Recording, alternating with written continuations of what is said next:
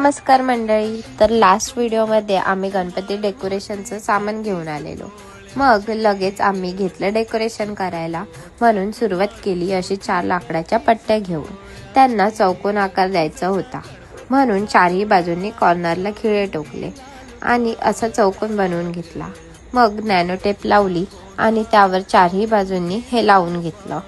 नंतर फुलं आणि पानं टूथपिकने लावून घेतली आणि सर्वांसाठी वडापाव मागवलेला.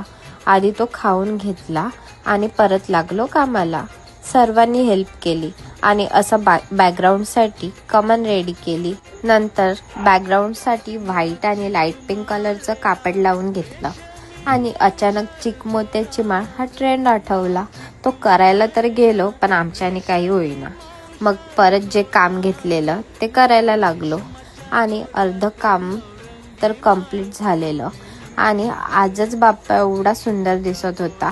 मग डेकोरेशन अँड लाइटिंग झाल्यावर किती सुंदर दिसेल. तर भेटूयात आपण नेक्स्ट व्लॉगमध्ये.